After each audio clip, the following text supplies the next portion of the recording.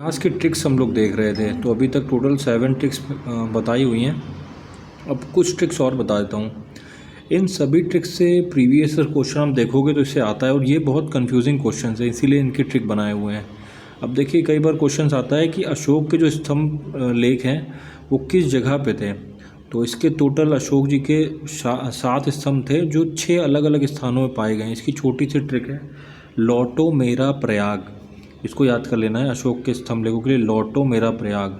लौ से लौरिया नंदनगढ़, जो कि चंपारण बिहार में है। फिर दूसरा, फिर लौरियन अरेराज, जो वो भी चंपारण बिहार में है।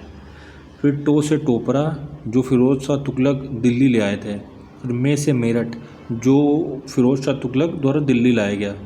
फिर रामपुरवा, रा से रामपुरवा, वो भी चंपारण बिहार से है। फिर लास्ट में क्या है, प्रयाग।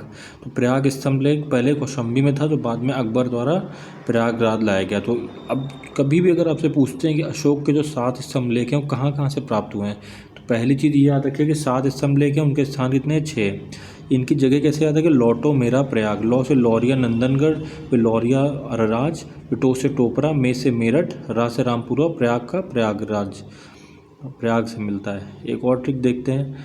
अब कनिष्क के दरबारी कवि कई बार पूछते हैं, तो कनिष्क के दरबारी कवि की ट्रिक क्या है, पास अब नाच महाचेत। देखिए, ये बहुत इंपॉर्टेंट ट्रिक्स हैं, ऐसा नहीं कि पूरी हिस्ट्री की ट्रिक्स बता रहा हूँ।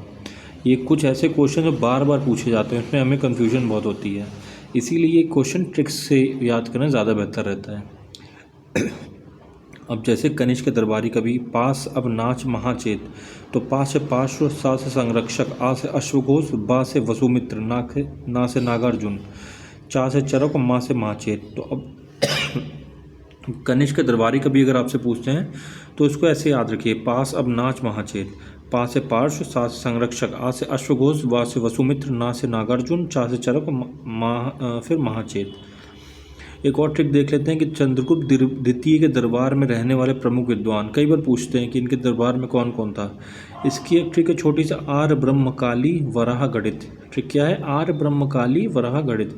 आर्य से आर्यभट्ट, ब्रह्म से ब्रह्मगुप्त, काली से कालिदास, वराह से वराहमिहिर, गणित से गणिताचार्य। तो ये सिंपल सी ट्रिक है जो आप इसको याद करेंगे। फिर बाण भट्ट की रचनाएं। बाण भट्ट की रचनाएं के लिए ट्रिक क्या है, हर्ष का चंपू। देखिए, ये ट्रिक्स हैं, अभी आपको लग रहा होगा कठिन है, बट आप 3-4 बार इनको रिवाइज करेंगे, लिख लिख कर याद करेंगे, तो आपको जैसे ही क्वेश्चन आएगा ना, आपको तुरंत रिकॉल होगा। बाण भट्ट की रचनाएं, हर्ष का चंपू, हर्ष से हरचरित, का से कादम्बरी, चा से चंडी शतक, पार से पूर्व पीठिका। तो ये बाण भट्ट की रचनाओं का है। फिर भारत पर आक्रमण करने वाले विदेशी आक्रमणकारियों का क्रम, इसको याद कर सके, हिंद शक पहले करे, हिंद शक पहले करे। ट्रिक क्या है, विदेशी आक्रमण, ये बहुत पूछता है और इसमें फिर याद नहीं रहता है कि पहलव आए थे कि पहले कुषाण आए थे, पहले हिंद यूनानी आए थे। तो इसको ऐसे याद करते, हिंद यूनानी शक पहलव, हिंद शक पहले करे। तो हिंद से हिंद, शक से शक, पहले से पहलव, और करे से कुषाण। फिर एक और ट्रिक देख लीजिए, इतिहास ट्रिक 13, मगध साम्राज्य के राजवंश और उसके संस्थापक। हर्यक वंश का बिंबिसार। तो हर्यक का कौन था, हर्यक का बिंबिसार था। सातवाहन से शिमुक गया। सातवाहन कौन था, शिमुक। शुंग तो अपना मित्र है, तो शुंग कौन है, पुष्यमित्र। शिशु भी शिशुनाग है, तो शिशुनाग वंश कौन है, शिशुनाग, इजी है। मौर्य बसेरा चंद्रगुप्त। मौर्य तो बहुत फेमस है, सबको याद होगा कि मौर्य के जो संस्थापक है चंद्रगुप्त मौर्य थे। कान में बसते हैं वसुदेव, तो कर्ण कौन है, वसुदेव। तो आज के लिए इतना ही रखते हैं। ये जितनी ट्रिक्स हैं उसको लिख लिख कर याद करेंगे, इसमें पक्का है क्वेश्चंस फंसेंगे। ओके।